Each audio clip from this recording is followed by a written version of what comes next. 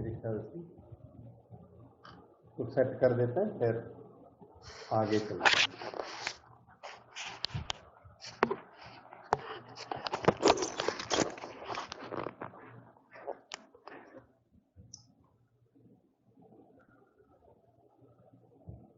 ये क्वेश्चन है अपना सामने। If this determinant equal to a plus bx into x minus a whole square, then the ordered pair AB is equal to, ये determinant इसके equal दी हुई है, आपको कंपेयर करके a और b की वैल्यूज निकालनी है। तो डिटर्मिनेंट को अगर ठीक से देखें तो रोज को ऐड करें, सपोज करो रोज को ऐड करें तो 5x माइनस 4 जनरेट होता है, दिस यहाँ सब जगह 5x माइनस 4 होता है, और कॉलम्स को ऐड करें तब भी 5x माइनस 4 आ रहा है। तो या तो रोज को ऐड कर दो या कॉलम्स को ऐड कर दो, चॉइस आपकी, क्योंकि ऑपरेशंस लगाने पड़ेंगे। डायरेक्ट ओपन करोगे फिर तो हैवी पड़ेगी, डिटर्मिनेंट मुश्किल हो जाती है, तो इसलिए डायरेक्ट तो ओपन नहीं करना, बस कॉलम्स को ऐड कर दिया जाए या रोज को ऐड कर दिया जाए, वो आपकी चॉइस है। या किसी दूसरे मेथड से, मतलब डायरेक्ट तो ओपन नहीं करना, क्योंकि दूसरा मेथड कोई भी हो आपको 2 जीरो जनरेट करके फिर डिटर्मिनेंट को ओपन करना है। तो C1 plus C2 plus C3 पुटेट इन C1, ये ऑपरेशन से 5x माइनस 4 कॉमन आ जाएगा और अंदर रह जाएगा, उसको फिर आगे देखेंगे। तो आपकी डिटर्मिनेंट बन गई 5x माइनस 4 3 टाइम्स,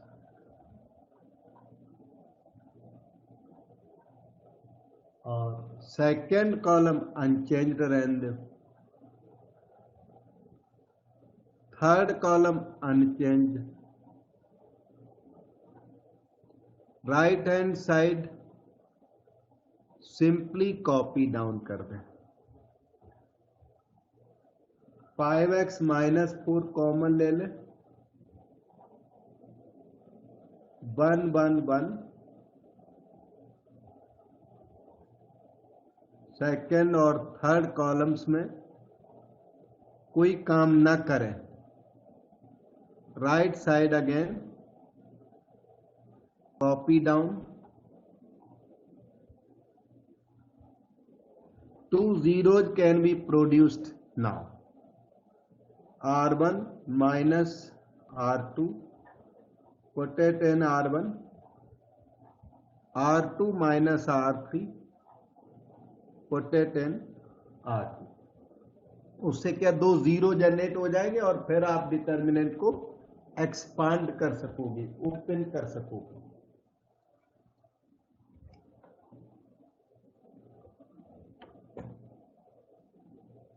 ठीक है, 5x माइनस 4 ओके है, 5x माइनस 4 तो कॉपी कर लिया, R1 minus R2 0, 2x minus x, x plus 4, 2x minus 2x 0, रो में 2 जीरो जनरेट कर हो गए हैं। R2 माइनस R3 नहीं भी करोगे तो दिक्कत नहीं है, वैसे हमने तो इधर प्लान बनाया हुआ, R1 माइनस R2 से यहाँ 0, R2 माइनस R3 से यहाँ एक और 0 आएगा, तो 0 तो मैक्सिमम हो उतना ही अच्छा है। फिर लकीली यहाँ पे 0 2 फर्स्ट रो में आ चुके हैं, फिर भी R2 माइनस R3 कर लेते हैं। 1 minus 1 0, x minus 2x minus x minus 4, 2x minus x, x plus 4, then 1 2x x minus 4 is equal to, right side simply copy a plus bx x minus a square, 5x minus 4, 0 into anything 0, minus 0 into anything 0, 1 के साथ जो आएगा वो result आएगा, 1 के साथ ये column और ये रो कैंसल हो गए, principal minus secondary, principal diagonal x plus 4 whole square, secondary diagonal 0, right side आपकी a plus B X minus A square. अब कंपेयर करके ए बी निकालने का ट्राई करिए, क्योंकि ए बी मांग रहा है आपका question.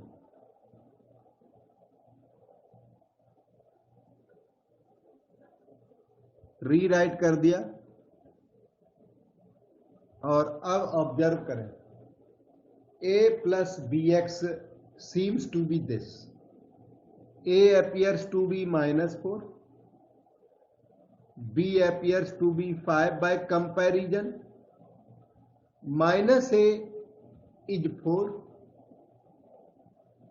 a is again -4, that ensures that your things are correct, results are correct।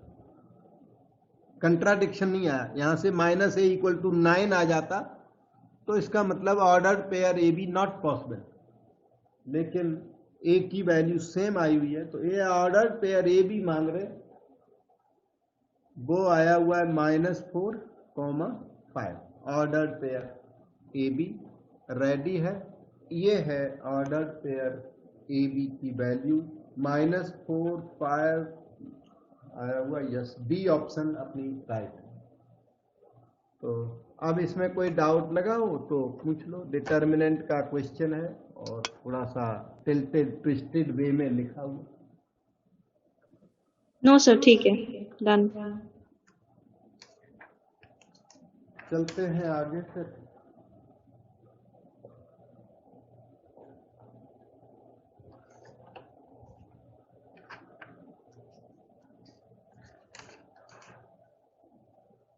ये है नेक्स्ट क्वेश्चन नंबर 2, 2018 का ही है ये। If the system of equations has non zero solution, non zero solution वाले क्वेश्चन पहले भी किए हुए हैं।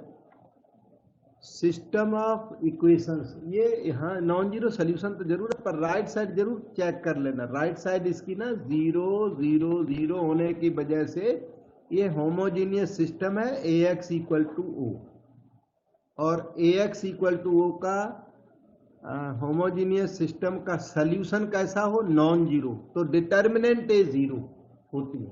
नॉन ट्रिवियल सल्यूशन में डिटर्मिनेंट ए जीरो और ट्रिवियल सल्यूशन में डिटर्मिनेंट ए नॉन जीरो। तो एक बात तो इसकी क्लियर है कि डिटर्मिनेंट ए यहाँ पर जीरो है। अब इसने इस बार ना वो k की वैल्यू नहीं मांगी, बल्कि थोड़ा डिमांड इसकी ये है, then xz upon Y square is equal to, इसने xz अपॉन वाई स्क्वायर मांग दिया, थोड़ा आगे की बात मांग दी। k की वैल्यू के थोड़ा बियॉन्ड जाना पड़ेगा इस क्वेश्चन में, इसीलिए करा रहा हूं। k की वैल्यू तक होता तो नहीं करता फिर मैं, क्योंकि बहुत क्वेश्चन आपने उस टाइप के किए हुए। तो पहला तो काम ये, non zero solution determinant zero that will give you value of k। Determinant को जीरो करें तो 1k3, 1k3, 3k -2, 2 4 -3। डिटर्मिनेंट की कैलकुलेशन डायरेक्ट करना हो डायरेक्ट कर सकते हो, डायरेक्ट कर लो। हल्की डिटर्मिनेंट है, इतनी हैवी तो दिखती नहीं है। वैसे R2 minus triple of R1 से यहाँ जीरो आ जाएगा, R3 minus double of R1 से यहाँ जीरो आ जाएगा। उसके बाद ओपन कर दो और डायरेक्ट ओपन कर दो, इतना कोई ट्रबल तो नहीं है। तो 1 इंटू 1 के साथ मैंने एक्सपांड करना स्टार्ट कर दिया डायरेक्ट, इसको 1 के साथ -3k + 8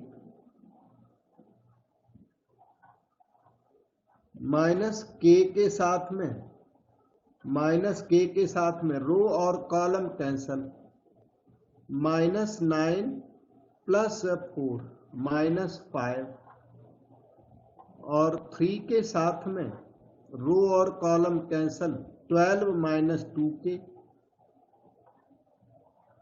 that is equal to 0। अब ये कैलकुलेशन कर लेते हैं, -3k और +5k, 2k 2k minus 6k minus 4k, फिर 8 और 36 8 44 इक्वल टू 0। तो k की वैल्यू 11, 4 या 44 की वजह से k 11 आ गया। लेकिन ये k नहीं मांग रहे, ये तो कह रहे हैं xz अपॉन वाई स्क्वायर बताइए।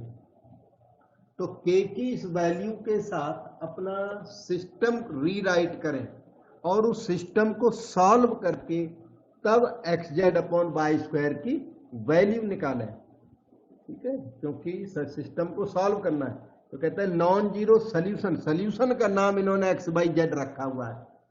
तो आप पहले सोल्यूशन निकालिए, फिर ये X Z upon Y square निकाला जाएगा। तो के की वैल्यू सिस्टम में लिख दी जाए तो system becomes X plus 11 Y plus 3z equal to 0, 3x plus 11 Y minus 2z equal to 0, 2x plus 4 Y minus 3z equal to 0। तो इसमें आप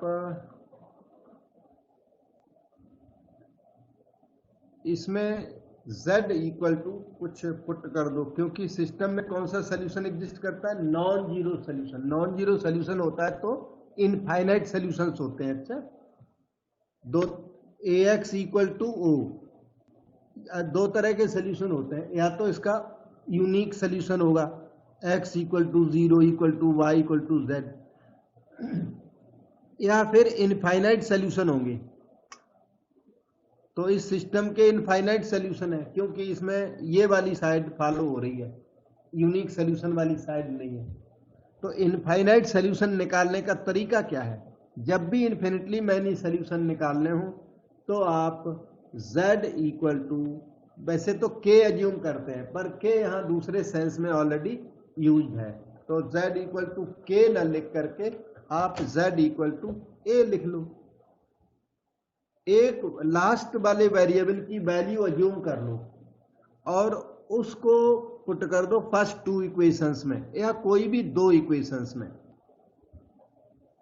फर्स्ट टू में पुट कर दो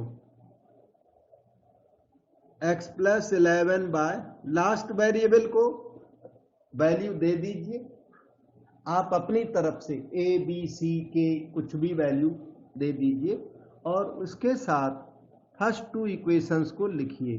तो x प्लस 11 बाय हो जाएगा minus 3a, 3x plus 11 bye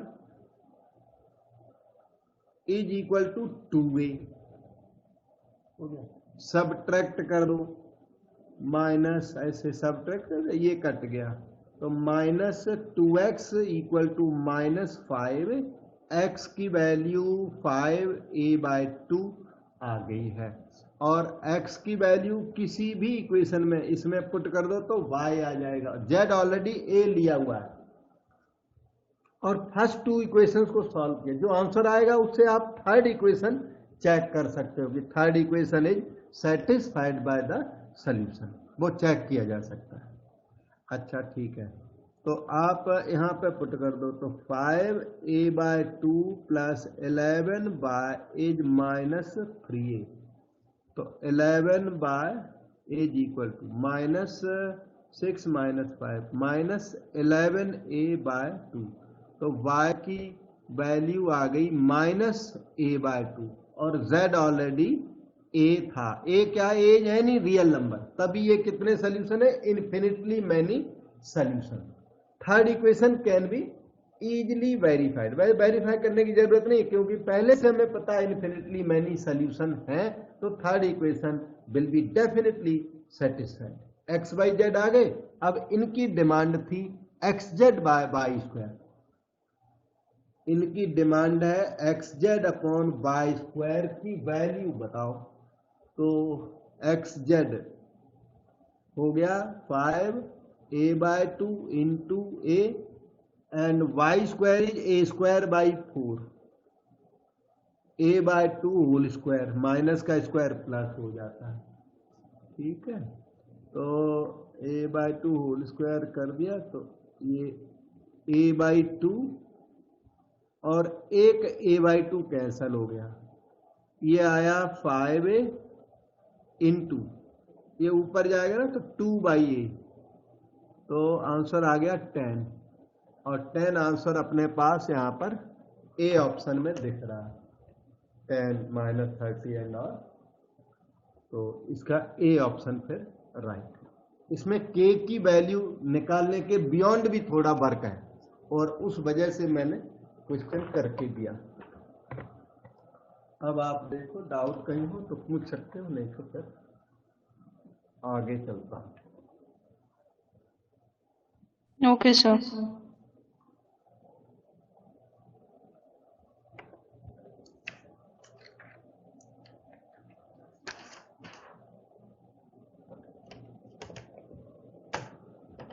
ये नेक्स्ट क्वेश्चन है जी 2019 का।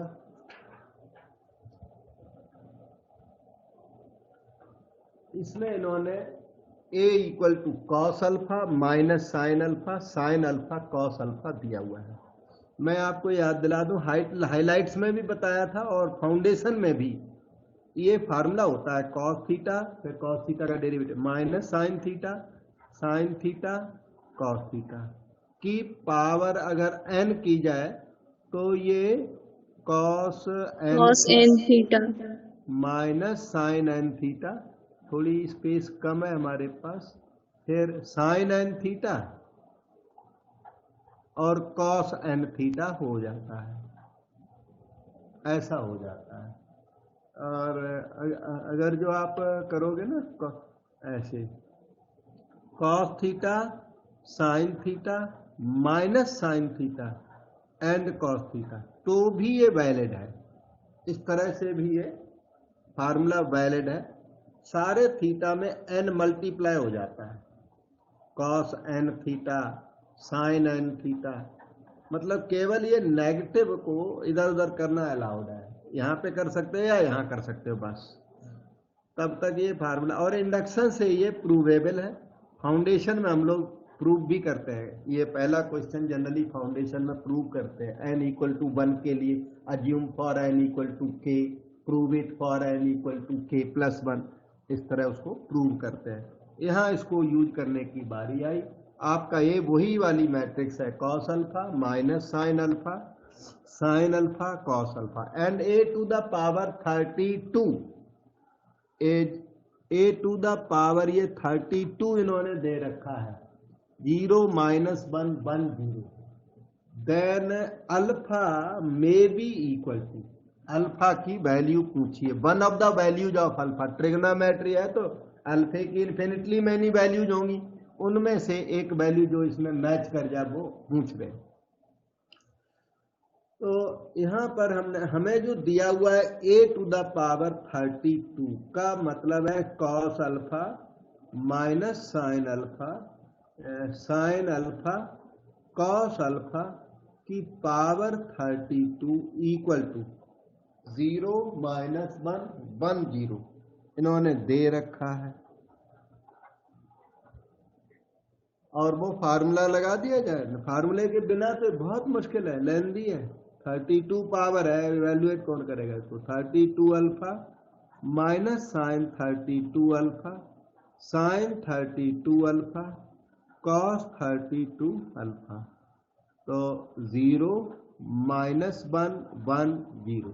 ठीक, अब कंपेयर कर दो तो cos 32 alpha is 0 from here as also from here, cos 32 alpha 0 और sin 32 अल्फा 1 फ्रॉम एवरीवेयर।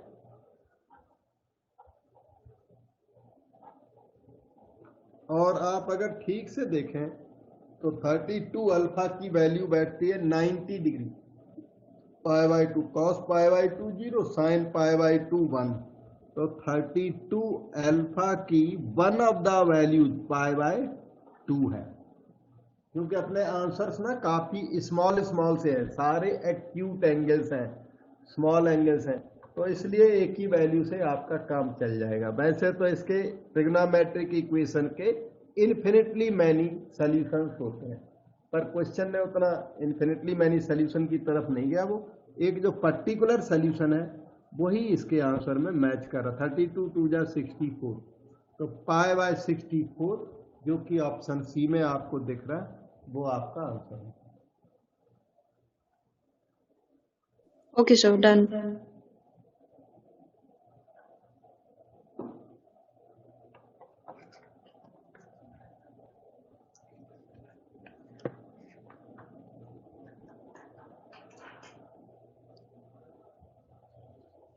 ये उसी का क्वेश्चन नंबर 2। ये find the value of C for which following system have non trivial solution. इस type के बहुत किए हुए आपने। नॉन ट्रिवियल सॉल्यूशन है तो डिटर्मिनेंट जीरो होगी। ट्रिवियल सॉल्यूशन के लिए डिटर्मिनेंट नॉन जीरो और इसके लिए जीरो। सेवरल क्वेश्चन, और ऐसा क्वेश्चन एक 2020 तक में आया था। अभी तो ये 2019 का है, 20 का फिर मैंने यहाँ लिखा ही नहीं। मैंने उसको क्या लिखना, बहुत हो गया ऐसे। 1 1 माइनस सी और नॉन ट्रिवियल सॉल्यूशन तो इसकी वैल्यू 0 और सी बड़े आराम से निकाला जा सकता है। इसके साथ तो कुछ आएगा ही नहीं। सी इंटू 0 मैं निकाल ही देता हूँ, 2 मिनट की बात है। +1 के साथ रो और कॉलम कैंसल, सी स्क्वायर प्लस सी। -1 के साथ रो कॉलम कैंसल, -c -1 के 0। तो ये c square plus 2c plus 1 0, c plus 1 whole square बन जाता है और आसानी से आंसर इसका आ जाता है -1, जो कि ऑप्शन बी में मैच भी कर जाता है। पर ये क्वेश्चन आया बहुत बार। मैं फिर अगला क्वेश्चन बताता हूँ, ठीक है। ये Yes, sir. ठीक है. ये है 2020 का, थोड़ा सा लेंदी क्वेश्चन है ये वाला, और थोड़ा करना भी लेंदी मेथड से पड़ता है, क्योंकि जिसने भी शॉर्टकट से किया वो रॉन्ग सोल्यूशन कर लिया। कई ऑथर्स ने इसको ट्राई किया और रॉन्ग आंसर दे दिया, रॉन्ग सोल्यूशन कर लिया। क्वेश्चन को रीड करें, मैं आपको साफ सुथरा सही सोल्यूशन देता हूँ। थोड़ा लेंदी जरूर रहेगा सोल्यूशन, तभी ये सही समझ में आएगा और तभी सही भी है। और शॉर्टकट से जैसे है शॉर्टकट, उससे तो रॉन्ग कंक्लूजन पे पहुंच जाते हैं। Let a b 2x2 real matrix. 2x2 matrix है आपकी a, like a B C d. Question तो शायद थोड़ा बहुत यहाँ भी समझा सकता हूँ, 1 मिनट। ए 2x2 मैट्रिक्स है, थोड़ा रीड करते। A B C D type की कोई मैट्रिक्स है विद एंट्री 0 1। उस मैट्रिक्स की जो एंट्रीज है या तो 0 या 1। विद एंट्रीज 0 1 का मतलब है, मतलब 4 एंट्री है तो 4 रिपीट तो करना ही पड़ेगा। ऐसा तो नहीं है कि विदाउट रिपीटिशन, ऐसा कोई रिपीटिशन अलाउड है। इसका मतलब कभी तो ऑल 4 जीरोज होंगे, ये भी मैट्रिक्स होगी, और कभी ऑल 1 भी होंगे, कभी कुछ 1 होंगे कुछ 0 होंगे। इस तरह की मैट्रिसेज बनेगी। लेकिन एक इनकी शर्त है, डिटर्मिनेंट ए नॉन जीरो। ऐसी मैट्रिसेज बनाओ जिनका डिटर्मिनेंट नॉन जीरो हो। जिसका डिटर्मिनेंट 0 आ जाए, जैसे ये सामने वाली, इन्हें तो इग्नोर ही कर दो। ए बी सी डी हमारा ये नहीं है, इस क्वेश्चन में ये नहीं है। ऐसे जहां भी डिटर्मिनेंट ए 0 आ जाए उसे इग्नोर कर दो। Consider the following 2 statements. उसके बाद स्टेटमेंट कंसीडर करो, ठीक है। तो स्टेटमेंट तो कंसीडर बाद में करोगे, पहले ऐसी मैट्रिसेज कौन कौन सी हैं तब हम आगे की बात करें कि 0 1 एंट्रीज हो और डिटर्मिनेंट ए नॉन जीरो हो, ठीक। 2x2 matrix. एक बात पहले समझो कि this place can be filled in 2 ways, क्योंकि 0 1 एनीथिंग कैन कम हियर।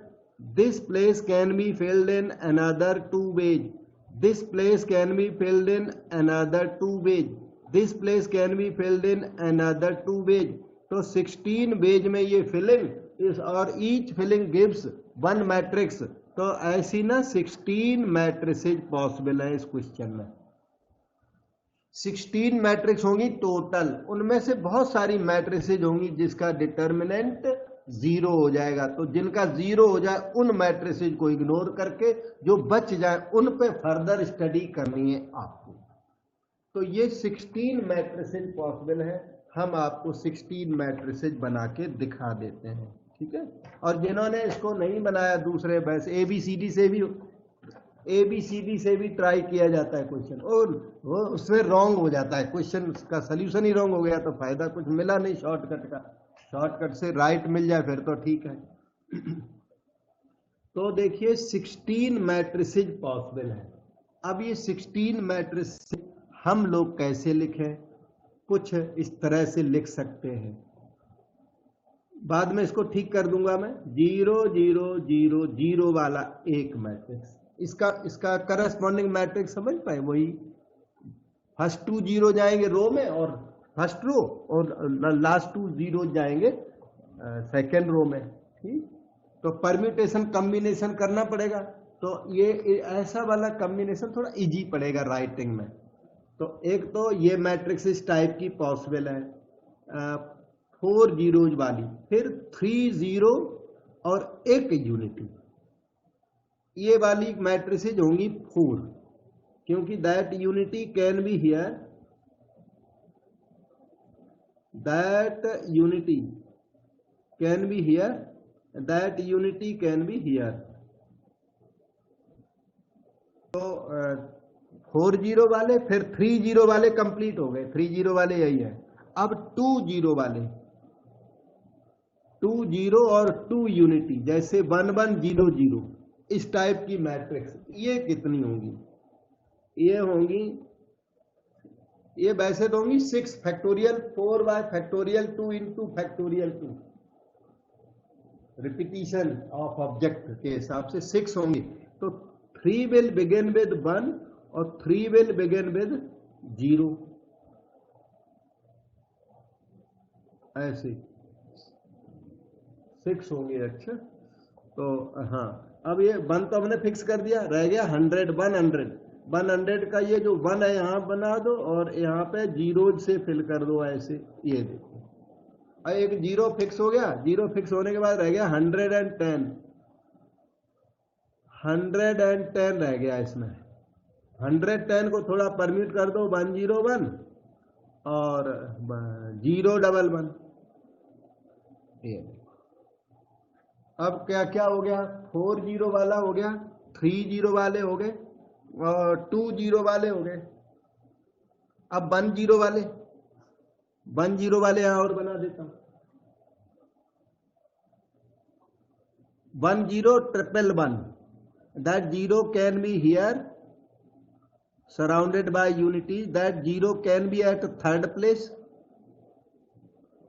एक minute, third place surrounded by unity, that 0 can be at the last place।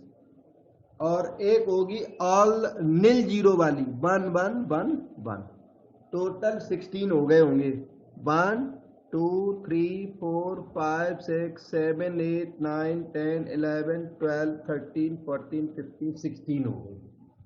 अब इसमें बहुत सारे जीरो, डिटर्मिनेंट जीरो वाले हैं, जैसे कि ये मैट्रिक्स का मतलब क्या है, इस दिस इज इक्विवेलेंट टू 0 0 0 0, क्योंकि ये इस फॉर्म में लिखने में मुश्किल पड़ती, क्योंकि परम्यूटेशन इसी फॉर्म में आसान पड़ता है, इसलिए हमने ऐसी वाली फॉर्म डायरेक्ट नहीं बनाई। तो ये जो मैट्रिक्स बनी ये हमें नहीं चाहिए, क्योंकि हमारी डिटर्मिनेंट नॉन जीरो होनी चाहिए, तो ये हमारी ये मैट्रिक्स नहीं हो सकती, तो इसलिए ये इग्नोर कर दो। जैसे इसका भी मुझे लगता है 0 आएगा, थोड़ा लिख के देख लो, बिना लिखे पता लग जाता है बच्चों को, तो बहुत अच्छा है। ये भी इग्नोर हो गई, इससे कोई मतलब नहीं है आपको। जिसका डिटर्मिनेंट नॉन जीरो, 0 0 1 0, ये भी 0 हो गया इसका डिटर्मिनेंट, तो ये इग्नोर हो गई, ये बन के भी इग्नोर हो गई, ठीक। अच्छा, यहाँ पे आ जाओ, 0 1 0 0, ये बन गया ही, लेकिन फिर भी इग्नोर हो गई, क्योंकि हमारी ये मैट्रिक्स नहीं हो सकती।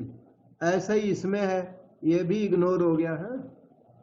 अब ये आ गया, इसको चेक कर लेते हैं, 1 1 0 0, तो ये भी गलत हो गया, ये नहीं चाहिए।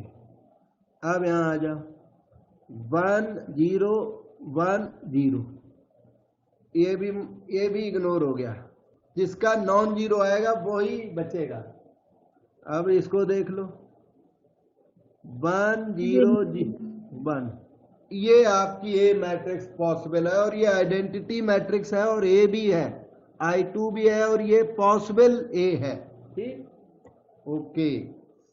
अब ये देख लो 0 1 1 0, ये ए मैट्रिक्स, ये पॉसिबल ए है हमारा अभी तक। ठीक है, हाँ।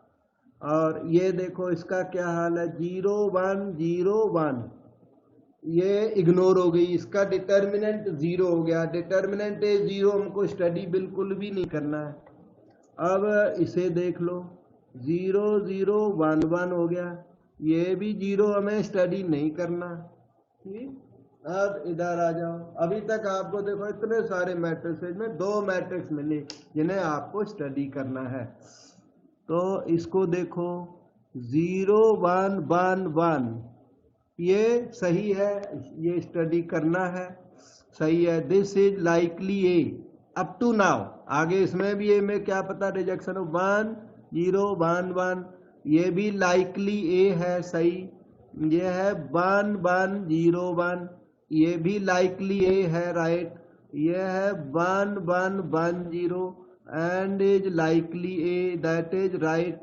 ये है 1 1 1 1, not likely A, no, ignore कर दो। इस तरह से कुछ बचे और कुछ इग्नोर हो गए।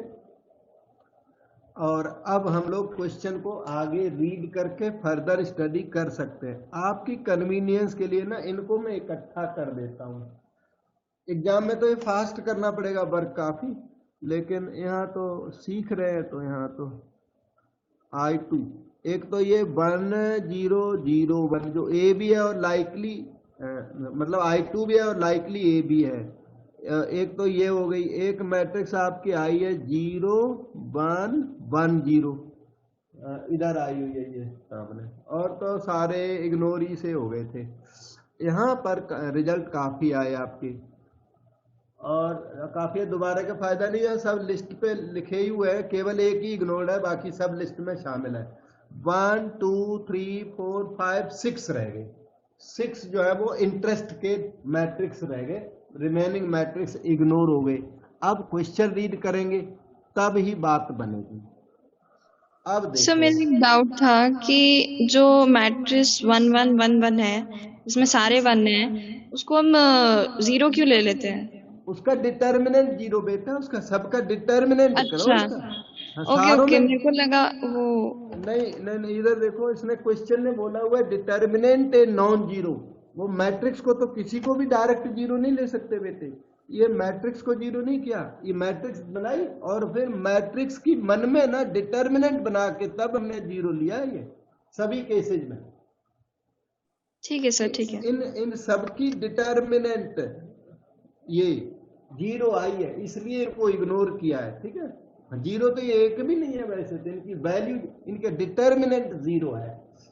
ठीक है, और ये जो बचे हुए इनका डिटर्मिनेंट करोगे तो नॉन जीरो है डिटर्मिनेंट। जैसे इसका डिटर्मिनेंट करोगे तो कितना आएगा, 0 -1 डिटर्मिनेंट करने के बाद। अभी तो मैट्रिक्स लिखे हुए हैं, समझ गए? यस सर, समझ गए। तो determinant a non zero question कह रहा है, तो वो होना चाहिए, वो तो कर लिया हमने। अब कहता है कंसीडर द 2 स्टेटमेंट्स। अब ये स्टेटमेंट कंसीडर करोगे और उन 6 पर कंसंट्रेशन रखोगे इन पर। तो इनकी पहली स्टेटमेंट है P statement. If A is not I2, कहता ए I2 नहीं है तो डिटर्मिनेंट ए -1 होना चाहिए, ये कह रहे हैं। आप भी देख लो यहां पर क्या हो रहा है। P स्टेटमेंट में कहता ए I2 नहीं है, ए की वैल्यू, अगर हम P स्टेटमेंट की बात करें तो ये भी इग्नोर हो जाएगी, ये आइडेंटिटी वाली इग्नोर हो जाएगी। अच्छा, P स्टेटमेंट कहता है कि ए आइडेंटिटी नहीं है, मतलब ये इग्नोर हो गई। अब ये इग्नोर होने के बाद जो रह गई उनमें कहता है then determinant A must be 1। A अगर I2 नहीं है तो I2 इग्नोर कर दो, जो बचे हुए उन सब में डिटर्मिनेंट ए -1 आना चाहिए। बचे हुए सब में डिटर्मिनेंट ए क्या आना चाहिए, -1। तो देखते हैं डिटर्मिनेंट ए -1 सब में आता है क्या। इसका डिटर्मिनेंट करोगे ना प्रिंसिपल माइनस सेकेंडरी, तो इसका डिटर्मिनेंट -1 आएगा। ठीक है, मतलब ये कि ऐसा लग रहा है कि स्टेटमेंट अभी तक ट्रू है, डिटर्मिनेंट ए -1 आएगा, लेकिन एवरी टाइम -1 आना चाहिए। अगर एक भी जगह नहीं आया तो स्टेटमेंट आपकी पी है ना वो फॉल्स हो जाएगी। ये ट्रू फॉल्स वाला क्वेश्चन है। तो अभी तक तो डिटर्मिनेंट ए -1 आया। अच्छा, इसका डिटर्मिनेंट किया इसका, तो ये आ गया 1 - 0, 1 आ गया 1, यानी कि स्टेटमेंट आपकी फॉल्स हो गई, क्योंकि डिटर्मिनेंट ए कभी -1 तो कभी +1 आ रहा है। जबकि आपका क्वेश्चन कह रहा है ये कि if A is not I2 then determinant is always -1, लेकिन ए I2 नहीं है, I2 को तो इग्नोर कर दिया। उसके बाद भी डिटर्मिनेंट ए हमारी -1 एवरी टाइम नहीं हो रही है, कभी 1 भी हो रही है। यहाँ पे 1 हो रही है। अच्छा, ये अगला वाला, यहाँ भी देखो डिटर्मिनेंट ए 1 आ रही है इसमें, ये यहाँ भी 1 आ रही है। अच्छा, और ये यहाँ पे -1 आ रही है, यहाँ पर इसमें -1 आ रही है। तो 2 बार -1 तो 2 बार +1 भी आ रही है, और यहाँ भी -1 आ रही है यहाँ पे। तो -1 ज्यादा बार जरूर आ रही है, लेकिन +1 इग्नोर नहीं कर सकते, +1 भी आ रहा है। कभी +1 आ रहा है, कभी -1 आ रहा है। हमारा स्टेटमेंट कहता है कि if A not identity matrix then determinant A must be -1। तो स्टेटमेंट कैसी हो गई, फॉल्स हो गई कि ए हाँ not equal to determinant A always -1 नहीं आ रहा है, क्योंकि कभी +1 भी हो रहा है। आपको समझ में आ गया बेटा? यस सर, समझ में आ गया। अब ये आगे कहता if determinant is 1 then trace A, trace कहते हैं सम ऑफ डायगोनल एलिमेंट्स को कहते हैं ट्रेस। TR का मतलब होता है trace, sum of diagonal element, कोई खास बात नहीं होती। ट्रेस ऑफ मैट्रिक्स यहां पे लिख देता हूं, this is sum of main diagonal elements. वो डायगोनल ही बोलते हैं उसको, डायगोनल एलिमेंट्स को ट्रेस कहते हैं। तो कहता है अगर डिटर्मिनेंट ए 1 है तो फिर ट्रेस ए 2 होना चाहिए। डिटर्मिनेंट ए 1 तो ट्रेस ए 2, जहां जहां डिटर्मिनेंट ए 1 मिले वहां देखो ट्रेस ए 2 मिलता है क्या। डिटर्मिनेंट ए 1 कहां कहां मिला आपको, इस लिस्ट में डिटर्मिनेंट ए 1 देखो यहां मिला, डिटर्मिनेंट ए 1 मिला तो वहां यहां पर मिला, तो ट्रेस ए 2 है, सम ऑफ डायगोनल एलिमेंट यहां पे 2 है। तो यहां अभी तक आपकी स्टेटमेंट ट्रू है। डिटर्मिनेंट ए 1 यहां भी मिली, तो यहां भी ट्रेस ए देखो 2 है, सम ऑफ डायगोनल एलिमेंट्स 2 है। ये मेन डायगोनल लेते हैं उसमें। डिटर्मिनेंट ए 1 यहां पर भी है आई वाले में, क्योंकि सेकेंड स्टेटमेंट में ए को आई ले सकते हैं। तो यहां भी डिटर्मिनेंट ए 1 है और इसका ट्रेस 2 है, और यहां डिटर्मिनेंट ए -1 है, और तो यहाँ पे ट्रेस की कोई बात ही नहीं, क्योंकि डिटर्मिनेंट ए जहां पर 1 है वहां की ट्रेस निकालनी है। तो डिटर्मिनेंट ए जब भी 1 निकला वहां वहां ट्रेस कितनी निकली, 2, इसलिए ये वाली स्टेटमेंट ट्रू है। कुछ मुझे और तो नहीं बताना बेटा, समझ में आया? यस सर, समझ में आ गया था। ओके, तो अब इन्होंने यहाँ पे ऑप्शंस दिए हुए हैं। अच्छा, यहाँ काफी कुछ लिखा, where I2 denotes 2x2 identity matrix and TRA denotes the sum of diagonal entries of a. अच्छा, इन्होंने ट्रेस डिफाइन भी करके दे दिया, जो बच्चे को दिक्कत ना हो। Trace a denotes the sum of diagonal entries of a. बहुत अच्छा किया इन्होंने, क्योंकि ट्रेस किसी को पता होती है, किसी को नहीं भी पता होती है। तो इन्होंने खुद डिफाइन कर दिया, TRA denote sum of diagonal entries of a. वैसे ट्रेस ये मतलब डिफाइंड होती है, पता होती है लोगों को, फिर भी। अब देखिए number A, P is true Q is and P is true and Q is false. Both P and Q are true. Both P and Q are false. P is false, Q is true. तो हमारी तरफ से D option answer बैठता है। हाँ, सारे authors ने इसका गलत आंसर निकाला हुआ, उन्होंने शॉर्टकट से किया, शॉर्टकट एक जगह पर मिस्टेक कर गई तो वो रॉन्ग है, ये राइट है। अच्छा, अब हम नेक्स्ट क्वेश्चन, समझ में आ गया ये? सर समझ में आ गया। खुला सॉल्यूशन दिया मैंने, सारा कुछ बताया। अब स्टूडेंट की इफिशिएंसी, इसी वर्क को फास्ट कर लो थोड़ा, जहां डिटर्मिनेंट जीरो आती जाए उसे इग्नोर करते चले जाओ, लिखो ही मत, कम लिखो। वो तो बच्चा कोई तेज होता है तो वो थोड़ा कम लिखता है, और थोड़ा एवरेज होता है तो ज्यादा लिखता है नेचुरली। ये है उसी में आया हुआ question number 2। Let set A, पहले इन्होंने एक सेट ए डिफाइन किया, capital X is equal to X Y Z transpose. पहले इन्होंने कैपिटल एक्स बताया, मतलब आपके सेट ए में क्या आएगा, एक्स आएगा, कैपिटल एक्स आएगा। सेट ए में क्या आएगी, मैट्रिक्स एक्स आएगी। ये मैट्रिक्स एक्स क्या है, column matrix x Y Z. X Y Z का ट्रांसपोज लोगे ना तो column matrix x Y Z आएगी। मतलब जो column matrix x Y Z होगी वो आपके सेट ए का एलिमेंट होगी। तो इन्होंने बोला x is equal to X Y Z, ये मान के चलो आपका जो कैपिटल एक्स है ना वो ये वाली मैट्रिक्स है, डायरेक्ट ना लिखने एक्स बाई जेड ट्रांसपोज लिख दिया इसने। आगे कहता है कि वो वाले x आएंगे सेट में जिनका px 0 हो। अब p इधर दिया हुआ है, आप px इक्वल टू 0 को सॉल्व करो, आप p into X equal to 0 को सॉल्व करो। सॉल्यूशन करके जो x बाई जेड की वैल्यू जाएंगी वो यहां पर पुट करोगे तो वो सेट ए का एलिमेंट बनेगा। सेट ए का एलिमेंट कौन है, x। वो x क्या करे, that should satisfy px equal to 0, that is one condition, and the solution must satisfy X square plus Y square plus Z square equal to 1 also.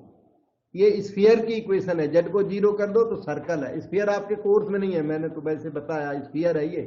Z को 0 कर दो तो x square plus Y square equal to 1 circle होता है। ये तो बाद की बात है, पहले तो कहता है ये कि सेट ए में क्या आएगा, कैपिटल एक्स आएगा, ये आएगा सेट ए में, ये मैट्रिक्स आएगी। मैट्रिक्स जो है that is element of the set.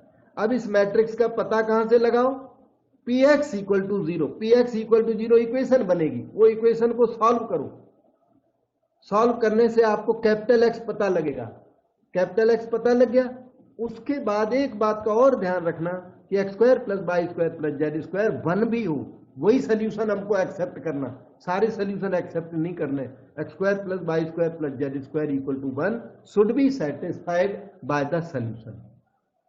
Then the set A is, इन्होंने मांग दिया सेट ए क्या है, सेट ए का नेचर मांग दिया, सिंगल सेट, कंटेन्स मोर than 2 elements, contains 2 elements, empty set. तो इन्होंने सेट एक में नंबर ऑफ एलिमेंट्स मांग दी, तो हम लोग सेट ए का अरेंजमेंट करते हैं। ठीक है, तो सेट ए मैंने बताया कहां से मिले, कैपिटल एक्स बता दिया, कैपिटल एक्स यही सेट के एलिमेंट्स हैं। तो पता लगाने कितने एलिमेंट्स हैं, how many matrices x Y Z possible, वो आपको पता करना पड़ेगा। तो उसके लिए px इक्वल टू 0 लिखिए और px इक्वल टू 0 को सॉल्व करिए। px equal to 0 homogeneous system है, ax equal to o type का। होमोजीनियस सिस्टम के इन्फिनिटली मैनी सोल्यूशन होते हैं जनरली, या फिर जीरो सोल्यूशन होता है, या इन्फिनिटली मैनी सोल्यूशन होते हैं। तो अभी पता करता हूं कि ये px इक्वल टू 0 का सोल्यूशन क्या है। तो इधर आ जा, px इक्वल टू 0 का मीनिंग है, का मीनिंग ये है 1 2 1, p कॉपी करें, -2 3 -4 1 9 -1। कहीं एंट्री गलत हो तो बता देना फौरन।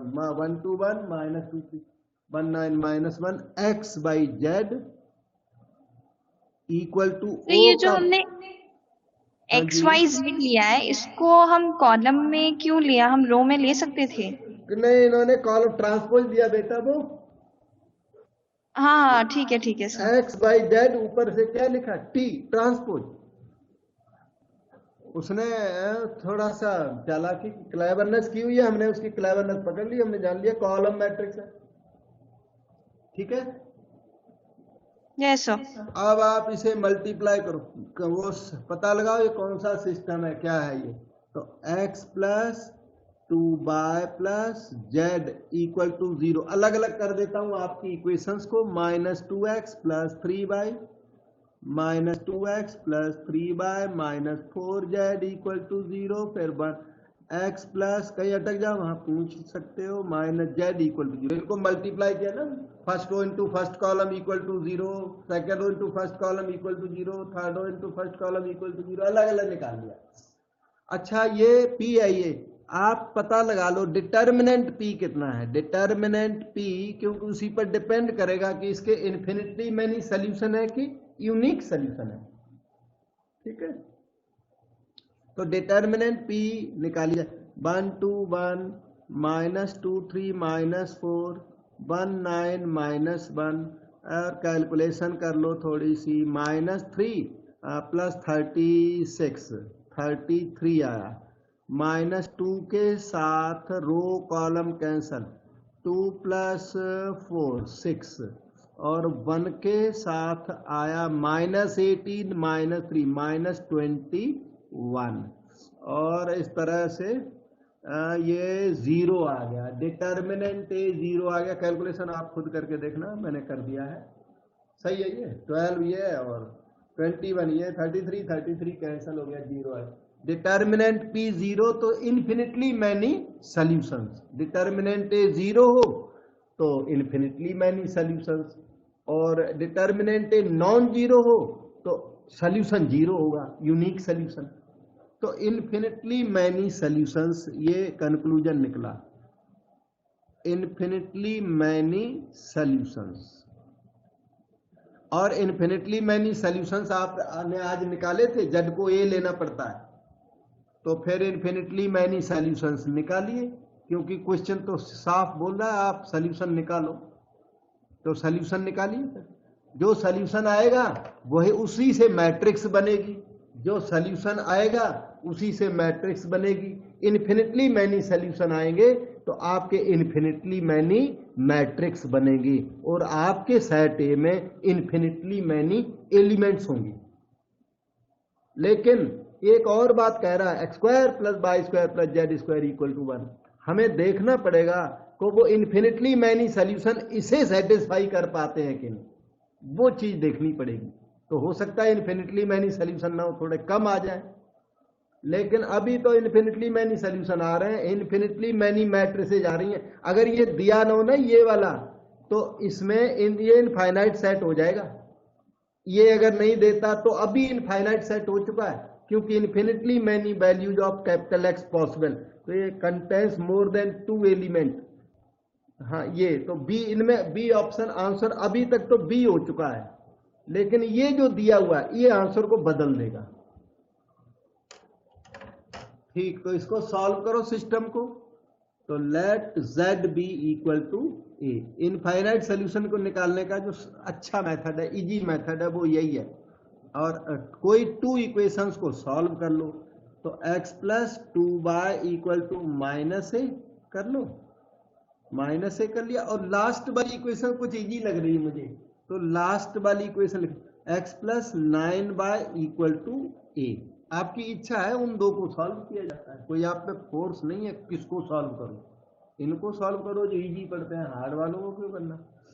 ठीक हो गया बेटा, तो ये आपका माइनस कर दो, -7 बाय एज -2a, तो y आ गया 2a/7। y तो तैयार भी हो गया, z इक्वल टू a पहले से तैयार है, सिर्फ आपको x निकालना है। देखो ठीक किया, x से x काट दिया, ऐसे कर दिया, माइनस माइनस माइनस, तो ये काट दिया था, -7y equal to -2a by 2a/7 आ गया। y की वैल्यू यहाँ पुट कर दो, तो x plus 4a/7 as -a, तो x की वैल्यू माइनस 11a/7 हो गई। एक्स बाई जेड सब आ गए और आपका जो कैपिटल एक्स मैट्रिक्स जो क्वेश्चन ने मांगा एक्स बाई जेड और वो मैट्रिक्स हमारे पास बिल्कुल तैयार -11/7a, फिर y की वैल्यू 2a/7 और z की वैल्यू a।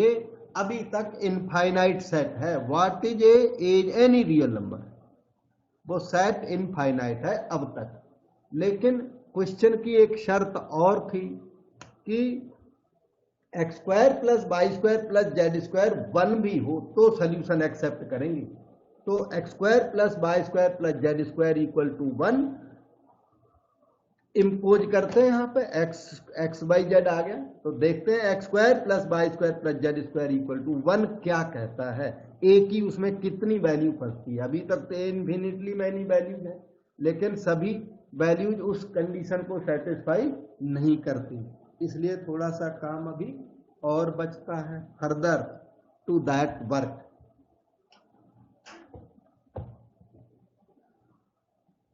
तो further x square plus Y square plus Z square equal to 1। X square हो गया आपका 121 a square by 49 plus Y square हो गया 4 a square by 49, z square is a square equal to 1।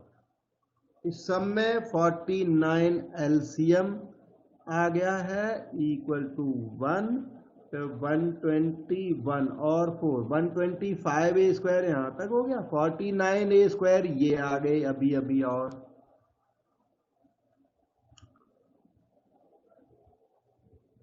174 A square is 49। तो a की value आई plus minus 7 by square root 174। A की 2 value आई, इसका मतलब आपके वो मैट्रिक्स थे ना एक्स, वो भी 2 आए। ध्यान दो एक्स मैट्रिक्स थी ये थी एक्स मैट्रिक्स। तो वो एक्स मैट्रिक्स यहां अभी है सामने दिख रहा, -11/7 into this plus minus 7 by root 174 -11/7 एक तो लिख दिया किसी तरह मैंने, एक और है कौन सा 2a/7 ये, तो 2/7 into a plus minus 7 by root 174 और ए का मतलब प्लस माइनस 7 बाय रूट 174। तो कैपिटल एक्स कितने एलिमेंट्स आए, कितनी मैट्रिसेज आई, ये 2 आई। प्लस के साथ प्लस साइन, माइनस के साथ माइनस साइन लगाओगे तो आपको मिलेंगे 2 मैट्रिसेज मिलेंगे। तो वैसे इन्फिनिटली मैनी मिले थे लेकिन x square plus Y square plus Z square equal to 1 ने 2 मैट्रिसेज बना दिया उनको, इन्फिनिटली मैनी को 2 में कन्वर्ट कर दिया।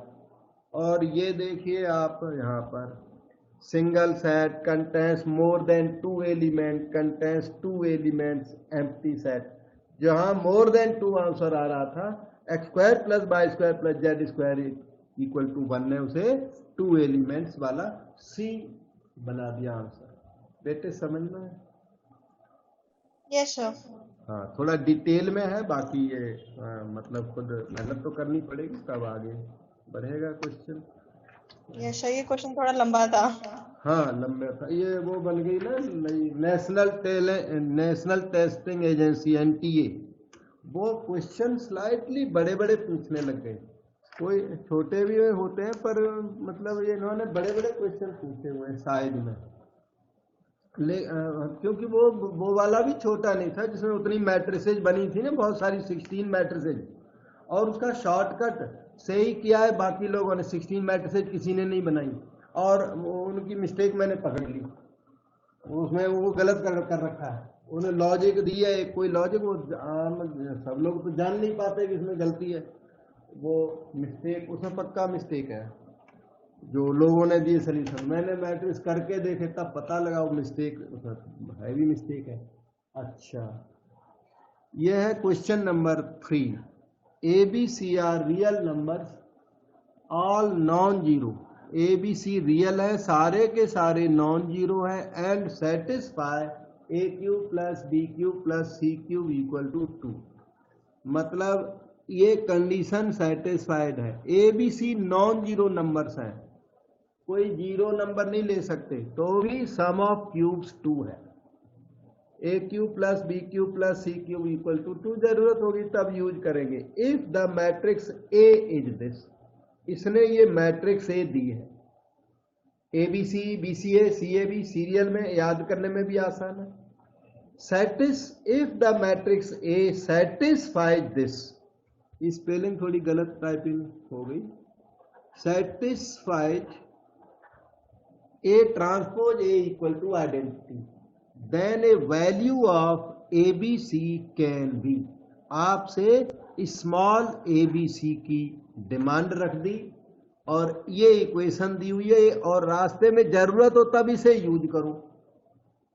ए transpose into a equal to identity, a यहां से उठाओ, इसको यहां पुट करो, तो ए बी सी में कुछ रिलेशंस जनरेट होंगे, फिर आपको धीरे धीरे करके ए बी सी की वैल्यू निकालनी। मतलब आपको मेनली पता है क्या दिया है, ये दिया है, मेन रिजल्ट आपको ये दिया है, बस 2 रिजल्ट दिए हुए हैं, इन 2 की हेल्प से ए बी सी निकालना है।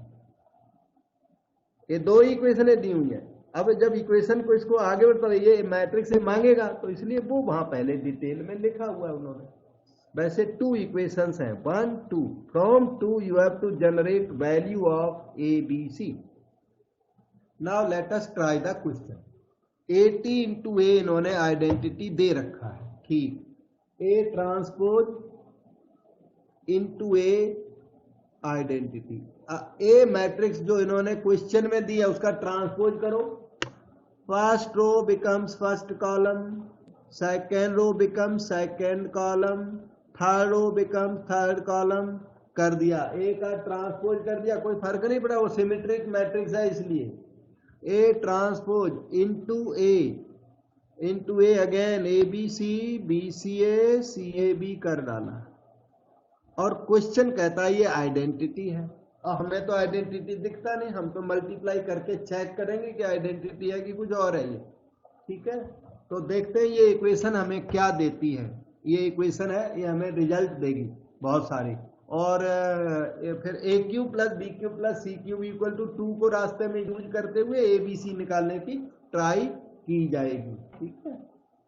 ओके, तो इसको पहला काम तो ये आ गया अपने ऊपर की, से मल्टीप्लाई किया जाए। आइडेंटिटी मैट्रिक्स 1 0 0 1, ठीक, 3 1 0 0 0 1 0 0 0 1, 3/3 आइडेंटिटी।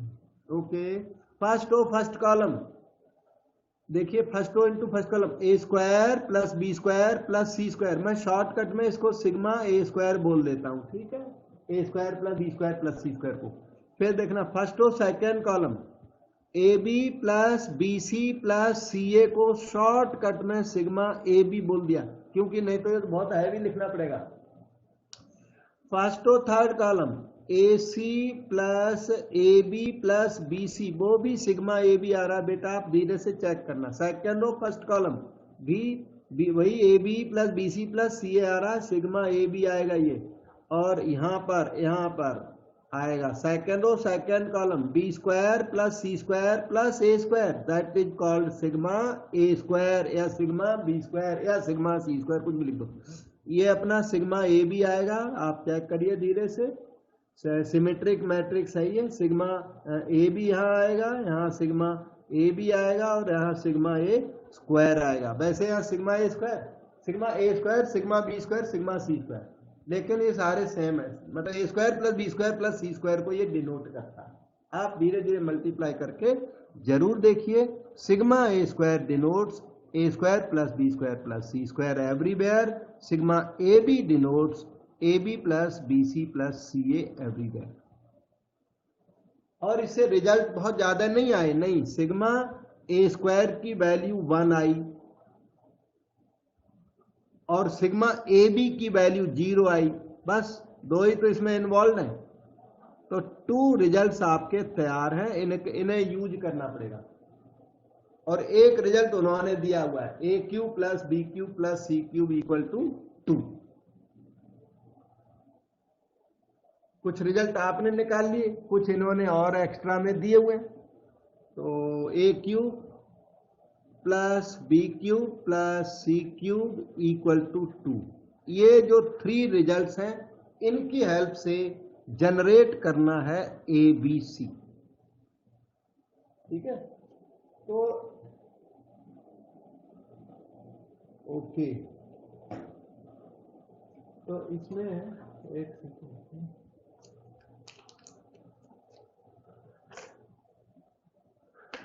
ए cube plus b cube plus c cube और ए बी सी को कनेक्ट करने वाला एक इंपॉर्टेंट रिजल्ट होता है अलजेब्रे का। ये कंपटीशंस में मोस्टली यूज होता रहता है, जहां तक एग्जाम्स में ऐसे क्वेश्चन आते रहते हैं जहां ये यूज होता है। यहां भी यूज होगा, a cube plus b cube plus c cube minus 3 A B c का एक अलजेब्रे में रिजल्ट है। अपने अलजेब्रे में इसके 2 फैक्टर्स हैं, जहां तहां ये यूज होता रहता है। बहुत इंपॉर्टेंट है ये एक्सप्रेशन। आप सामने देख रहे हो कि a cube plus b cube plus c cube इसने दिया और ए बी सी आपसे मांगा, ये दिया और ये मांगा, तो जो गिवन और डिमांडेड को मिला के ये चीज जनरेट हुई, ये स्टैंडर्ड एक्सप्रेशन है अलजेब्रे का।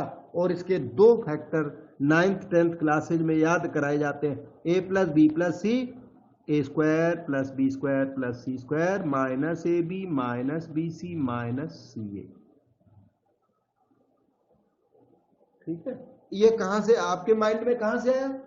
क्योंकि ये दिया हुआ है, ये निकालना है, तो ये दोनों का रिलेशन, ये रिलेशन होता है। तो इन दोनों को देख के ये रिलेशन माइंड में आना चाहिए कि यस ऐसा कुछ होता तो है, हमने सीखा हुआ है। तो अब देखिए क्या हुआ कि ये ए प्लस बी प्लस सी तो ठीक है, और a square plus B square plus C square, ये चीज 1 सिग्मा ए स्क्वायर 1 माइनस, और ये चीज हो गई 0। तो ये इतना ह्यूज जो एक्सप्रेशन था वो ए प्लस बी प्लस सी में कन्वर्ट हो गया। और लेफ्ट साइड देखना, इसकी वैल्यू इसने 2 दी हुई है, तो 2 minus 3 A B c a plus B plus c के इक्वल निकला। लेकिन आपके जो आंसर्स हैं, एक सेकंड, इसमें ए बी सी निकल सकता है आसानी से, ए बी सी पूछा इसमें, तो ए बी सी जो निकला या निकलेगा यहां से, वो आपके आंसर्स में है नहीं। आंसर्स में अच्छे अच्छे आंसर है, 1/3 माइनस 1/3, तो इतना अच्छा आंसर कहां से आएगा? तो इसके लिए हमें फर्दर मेहनत करनी है, फर्दर एफर्ट करनी है। वैसे तो इनका ए बी सी, इन्होंने ए बी सी मांगा, वो देखो निकल गया ए बी सी, यही है ए बी सी, इधर उधर करूंगा अभी ए बी सी यहां से निकल जाएगा। लेकिन इस ए बी सी से आपका क्वेश्चन सेटिस्फाइड नहीं है, क्वेश्चन ने क्लेवरनेस की हुई है, आपको भी क्लेवर होना पड़ेगा। आपको ए प्लस बी प्लस सी की वैल्यू निकाल के देनी पड़ेगी। ए प्लस बी प्लस सी की वैल्यू यहां छिपी हुई है इन दोनों में। ये A square plus B square plus C square दिया हुआ है, ये A B plus B C plus C A दिया हुआ है। इन दोनों में A plus B plus C whole square छिपा है इन दोनों में। मैं ये दोनों यहाँ पे फिर से याद दिलाने के लिए लिख देता हूँ, A square plus B square plus C square अपना 1 चल रहा है, ए बी बी सी सी ए की वैल्यू 0 चल रही है। ये दोनों मिलके ए प्लस बी प्लस सी की वैल्यू देने की पावर रखते हैं। इन दोनों में पावर है, आपको ए प्लस बी प्लस सी निकाल के देगा। ए प्लस बी प्लस सी डायरेक्ट नहीं निकलेगा, होल स्क्वायर निकलेगा आपका। ठीक है, तो मैं आगे चलता हूं। देखिए आपके सामने 2 minus 3 A B C is equal to, A plus B plus सी तो निकलना नहीं, अंडर रूट लगा दो, A plus B plus C whole square आप पे निकलना है, क्यों नहीं, होल स्क्वायर निकल जाएगा। ये होल स्क्वायर का मटेरियल है आपके पास, under the root A square plus B square plus C square plus 2 A B plus B C plus C A under the root A square plus B square plus C square 1 और plus 0, तो ये अपना हो गया 1। क्या 1 हो गया? 2 minus 3 A B c का वैल्यू 1 आया, तो minus 3 A B c minus 1 a B C is 1/3। इन्होंने जो वैल्यू मांगी और काफ़ी डिफ़िकल्टी के साथ ये देखो ऑप्शन ए में अवेलेबल है 1/3 इसका आंसर। और ये 2020 के 3 क्वेश्चन। अब क्वेश्चन तो उसमें बहुत सारे पेपर्स होते हैं ना, तो ये मेन क्वेश्चन मैंने उसमें से उठाए हुए थे, 3 क्वेश्चन उठा के ये आपको करा दिए। और फिर आगे देखता हूँ। आज तो फिर यहीं तक रखते हैं बेटा, छुट्टी कर लेते हैं। Okay okay sir, no problem. Okay बेटा, बेस्ट ऑफ लक, मेहनत करो। Thank you sir. ओके।